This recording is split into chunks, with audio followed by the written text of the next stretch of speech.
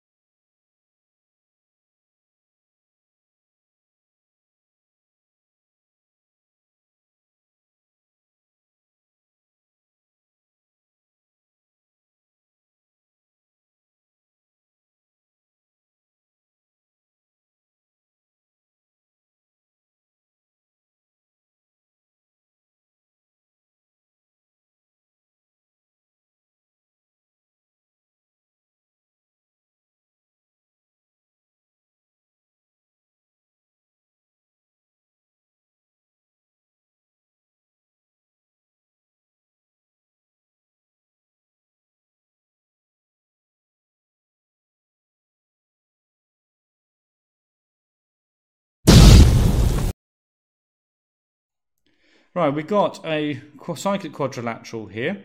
So you start straight away, you're thinking these two add up to 180 and these add up to 180. So doing A and D, so B and D, we've got 4x plus 10 plus 6x minus 30 must equal 180. So we get 10x minus 20 equals 180. So 10x equals 200. So x equals 20. Scroll down to give ourselves some more space.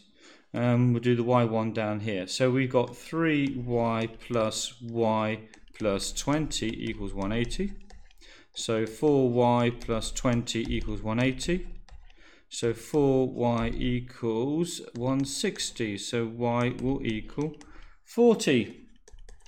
What type of quadrilateral is ABCD? Well, I said it was a cyclic quadrilateral. And that is the rule. The rule you're using here is opposite angles in a cyclic quadrilateral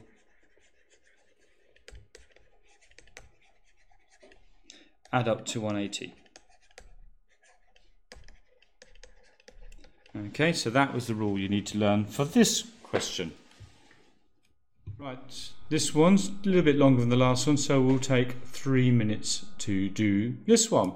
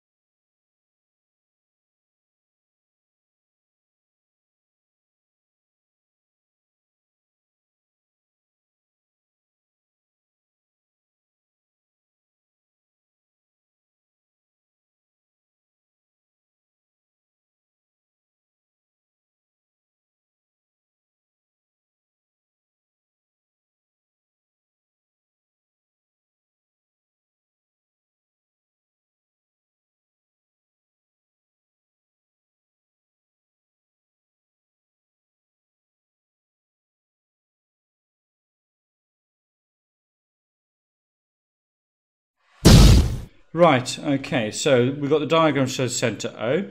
We've got DA is a tangent here. Okay, work out the values of A and B.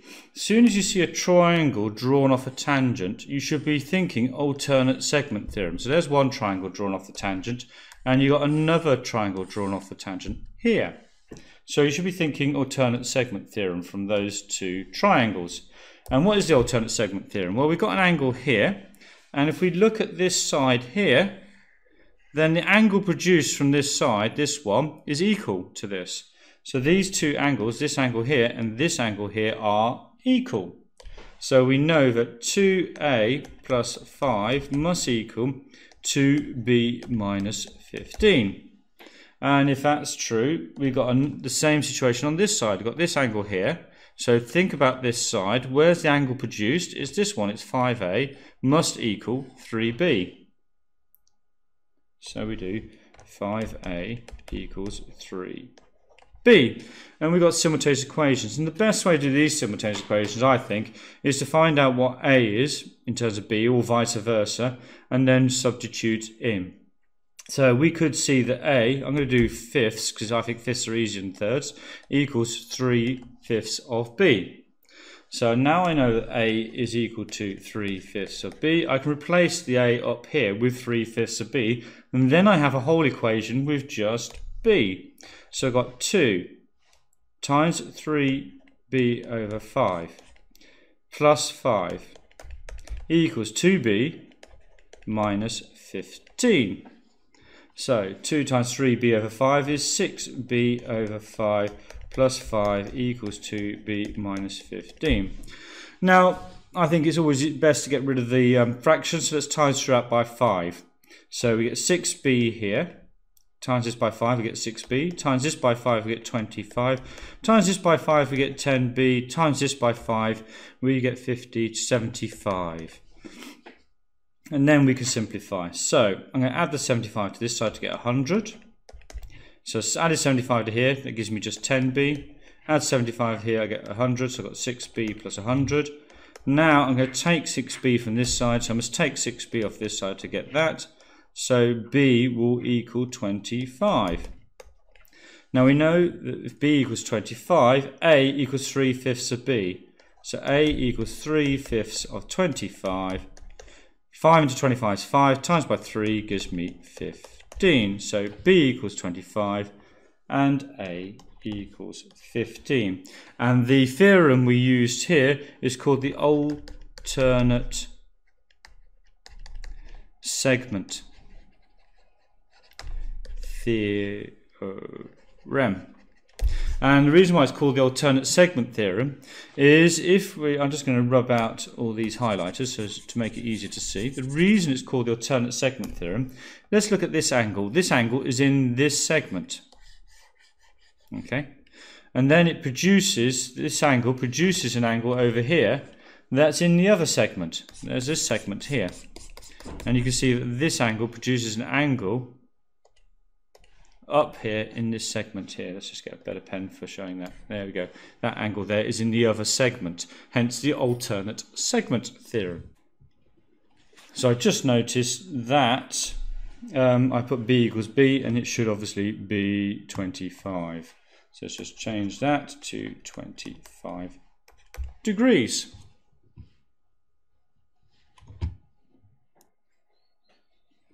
Right, here we go. We have a circles question, equation of a circle. There's some tangents in there, so you'll need a bit of circle theorems to help you solve this. So anyway, 3 minutes, off you go.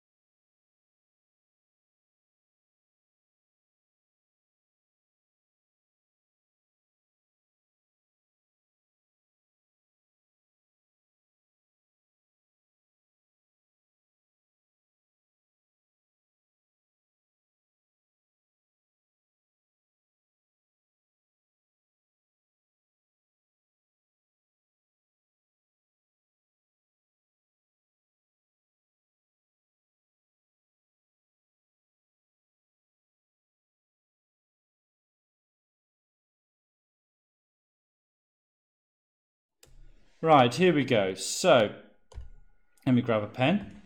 We've got circle centre naught has equation x squared plus y squared equals 8. And we've got tangents drawn at these 2 points. Let's just draw a quick sketch of our circle.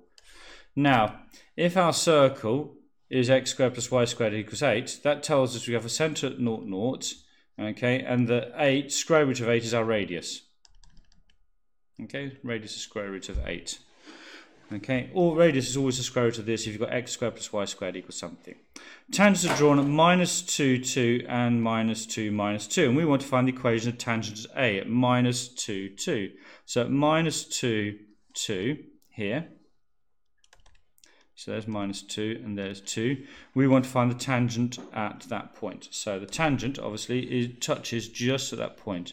Now, using our circle theorems, we know that the radius is at right angles to the tangent. So if we can find the gradient of the radius at that point, we can then find the gradient of the tangent. So let's find the gradient of our radius. So the gradient of the radius. Now our change in, if we go from here to here, our change in y is 2 and our change in x is minus 2. So change in y is 2 divided by the change in x minus 2, and that gives us minus 1. So therefore the gradient of the tangent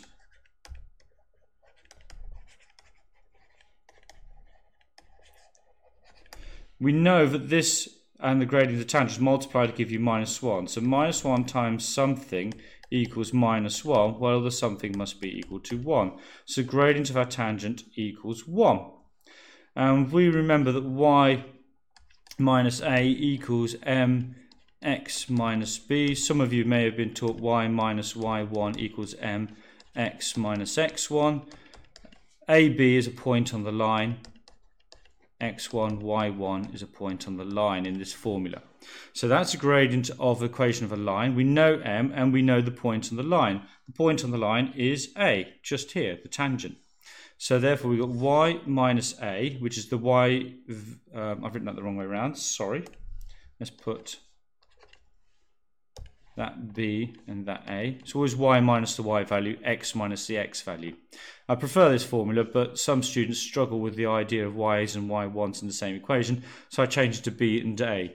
So b is our y value, so our y value was 2, so take away 2. M is our gradient, 1. X minus our x value that's on the line, which is minus 2, so minus minus 2. So our equation is y minus 2 equals x plus 2. Add 2 to both sides, we get y equals x plus 4. We want to find the distance from O to P. The tangents intersect to the point P. So there's one tangent. Now the other tangent is drawn at minus 2, 2. So they intersect at this point P. Now, actually, I could find the equation of this tangent and then work out where they cross. But we can see by symmetry there's no need to do that. Because this is minus 2 up and 2 along, and that has a gradient of 1, and this is minus 2 down, and this is minus 2 along and minus 2 down, we can see this also is going to have a gradient going that way, and it's going to be equal to minus 1. Now, if these are both the same distance away and have the same gradient, then they must cross on the x-axis. So the only thing I need to do to find out where they cross is I just need to find out the red line, which I've already worked out, where that crosses x. And it crosses x when y equals 0. So if y equals 0, I get 0 equal to x plus 4, so x equals minus 4. I could have worked out the equation of this line and found out where they cross, but there's no need to. They all cross at minus 4 because of the symmetry of the problem. I know my diagram doesn't show them crossing on the x-axis, but they will do. It's just my wiggly lines. So we know it crosses at x is minus 4, and we want to find the distance from O to P. Well, that's going to be quite straightforward. It's just 4 units along. And there you go. So often lots of ways to do a question. Don't always just plump for what you know, which is the automatic way, which may be longer. There may be a quicker way that you can consider. Right, here's our last question, question 4. This one should take you about 3 minutes.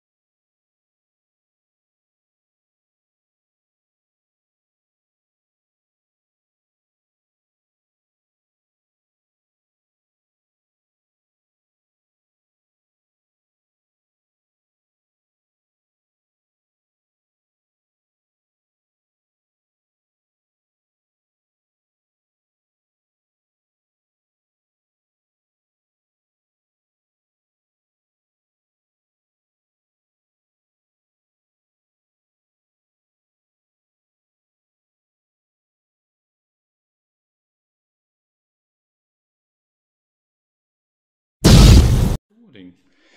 The diagram shows ABC. We know the radius circles 4.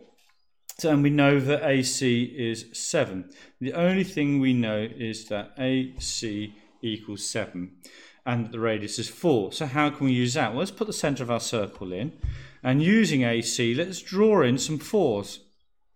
Yeah, that's a radius and that's a radius of 4.